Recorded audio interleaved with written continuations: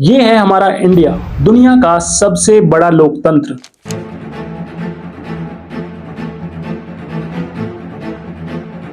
लेकिन इस चमक के पीछे छुपा है एक अंधेरा, सत्ता का खेल, जहां हर 5 साल में जनता वोट डालती है और नेताओं को चुनती है।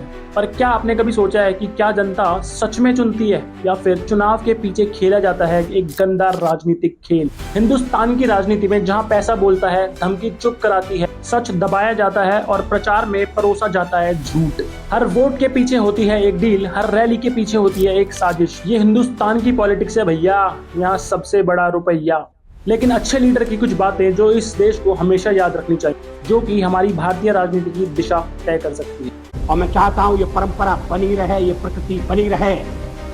सत्ता का खेल तो चलेगा, सरकारें आएंगी जाएंगी, पार्टियां बनेगी बिगड़ेंगी, मगर ये देश रहना चाहिए, इस देश का लोकतंत्र अमर रहना चाहिए। इंडिया की पॉलिटिकल जर्नी शुरू होती है एक सपने से, आजादी और बराबरी का सपना। लेकिन जैसे जैसे देश बड़ा हुआ, सिस्टम कॉम्प्लेक्स हो गया। 20th सेंचुरी के एंड तक क्रैक्स दिखने लगे। पैसे, मसल पावर और मैनिपुलेशन ने सिस्टम में घर कर लिया। डर्टी पॉलिटिक्स का असली खेल है मैनिपुलेशन। इंडिया में इलेक्शंस एक बड़ा बैटल ग्राउंड है। वोट्स के लिए पैसा, शराब और फेवर्स का लालच ये कॉमन है। कहीं मसल पावर वोटर्स को धमकाता है तो कहीं टेक्नोलॉजी नई नई चाल चलती है। भारतीय राजनीति का सबसे कड़वा सच तो ये है कि लोग पर्सनल इंटरेस्ट के लिए वोट डालते हैं, ना कि नेशन बिल्डिंग के लिए। इसी वजह से टेक्नोलॉजी और सोशल मीडिया का गलत इस्तेमाल होता है। आज की डेट में सोशल मीडिया मिस इन्फॉर्मेशन का सबसे बड़ा हथियार है। कोई भी फेक न्यूज फैला दो, कौन ही फैक्ट चेक करने वाला है। पिछले साल 2024 के लोकसभा इलेक्शन में आपने देखा ही होगा कैसे fake news, doctored video voters को भटकाती हैं और पॉलिटिशियंस और पॉलिटिकल पार्टीज इनका यूज करते हैं वोटर्स को अट्रैक्ट करने के लिए, कभी झूठ और कभी हाफ ट्रुथ के साथ। पावर में आने के लिए कुछ पार्टीज पर नेपोटिज्म और क्रॉनिज्म का टैक्स लगते हैं। ये पार्टीज पे तो यहाँ तक इल्जाम भी लगता है कि ये पारिवारिक पार्टी हैं और इन पार्टीज में लोकतंत्र नहीं है, क्योंकि एक परिवार के सदस्य को ही फ्रंट पर रखा जाता है और इनके कर्ता धर्ता भी एक परिवार से संबंध रखते हैं। हमारे लोकतंत्र की सुनहरी तस्वीर के पीछे का काला सच परिवारवाद भी है। एक ऐसा सच जिसे जनता भूल जाती है और नेता बार बार भुना लेते हैं। कुर्सी पर कब्जा भारतीय राजनीति का सबसे बड़ा खेल है। एमएलए एमपीज की खरीद फरोख्त करना और पद के लिए एक दल से दूसरे दल में जाना, ये एक कॉमन बात हो गई है। इवन अब तो एक ट्रेंड सामने आया है रिजॉर्ट पॉलिटिक्स का। कैसे रातों रात एमएलएस को एक रिजॉर्ट में शिफ्ट कर दिया जाता है और उसी रिजॉर्ट में बिकता है जनता के वोटों का ईमान। जिस नेता और पार्टी को जीत के लिए जनता वोट करती है, वो लाखों करोड़ों रुपीस के ऑफर में बिक जाता है। और वहीं से शुरू होता है किस्सा कुर्सी का। राजनीतिक कुर्सी सिर्फ एक लकड़ी का टुकड़ा नहीं है, ये ताकत है और ताकत के लिए आपके द्वारा जिताए हुए नेता कुछ भी कर सकते हैं। हर चुनाव में हजारों करोड़ रुपए खर्च होते हैं, लेकिन ये पैसा आता कहां से है? ये आता है कॉर्पोरेट फंडिंग से, इलीगल डोनेशन से और हवाला नेटवर्क के जरिए। और इसमें हमारे इलेक्शन कमीशन चीजें जब्त भी करता है, जैसे कैश हो गया, गोल्ड, लिकर। लेकिन खेल फिर भी नहीं रुकता। गरीब लोगों को आज भी 500 रुपए का नोट और एक शराब की बोतल देकर वोट खरीदा जाता है। लेकिन इसमें गलती किसकी है? नेता की? नहीं, इसमें गलती है 500 रुपए और शराब में बिकने वाले की। जिस इंसान को अपने फ्यूचर का ही कुछ नहीं पता, वो वोट समझदारी से देगा भी कैसे? यही वजह है कि नेता इन सब चीजों का फायदा उठाते हैं। बात सिर्फ यहीं खत्म नहीं होती। परिवारवाद के बाद सबसे बड़ी प्रॉब्लम है जातिवाद। ये राजनीति का एक और गंदा हथियार है, जिसे हर पॉलिटिकल पार्टी अपने फायदे नुकसान देखकर इलेक्शंस में यूज करती है। नेता जानते हैं divide and rule formula election में काम करता है। हमारा देश अभी तक ऊंच नीच, दलित गैर दलित में ही उलझा हुआ है। यूपी बिहार जैसे राज्य में यादव कम्युनिटी का बड़ा वोट बैंक माना जाता है और नेता मानते हैं कि सरकार बनने के लिए ये कम्युनिटी का बड़ा रोल होगा।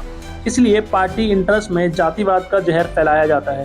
सरकार बनने पर पद के लालच में एक कम्युनिटी बिना सही गलत देखे सेल्फ इंटरेस्ट के लिए वोट करती है।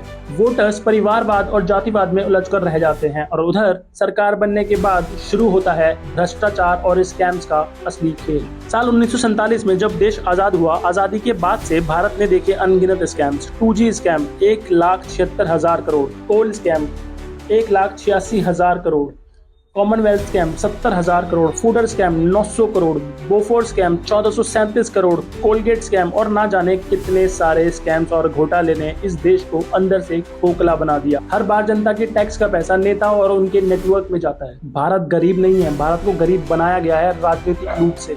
डर्टी पॉलिटिक्स का असर दूर तक जाता है। जब पब्लिक फंड्स चोरी होते हैं, डेवलपमेंट पर खर्च होने वाला फंड नेताओं की जेब में जाता है। इंफ्रास्ट्रक्चर और रोड इसलिए टूट जाती हैं क्योंकि वहां लूट के बाद जो पैसा बच जाता है उससे डेवलपमेंट कराया जाता है, जहां क्वालिटी और ड्यूरेबिलिटी से कॉम्प्रोमाइज करना पड़ता है। स्कैंडल स्कैम्स की वजह से पब्लिक का ट्रस्ट इंस्टीट्यूशन से उठ जाता है। ना हॉस्पिटल और ना ही स्कूल्स प्रॉपरली वर्किंग होते हैं।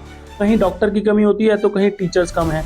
पब्लिक का फ्यूचर मानो रुक सा जाता है। लेकिन इस अंधेरे में भी रोशनी है। हमारी सिविल सोसाइटीज, इंडिपेंडेंट जुडिशरी और मीडिया ने कई गलतियां एक्सपोज की हैं। आरटीआई लॉज से लेकर एंटी करप्शन मूवमेंट तक इंडिया की डेमोक्रेसी लड़ती है, अपने लीडर्स से जवाब मांगती है। इंडिया की डेमोक्रेसी एक पैराडॉक्स है, flawed but strong. Dirty politics का साया अब भी है, लेकिन रिफॉर्म्स का स्पिरिट अभी जिंदा है। देश भर में लोग अब जागरूक हो रहे हैं और लीडर्स से ट्रांसपेरेंसी और अकाउंटेबिलिटी मांग रहे हैं।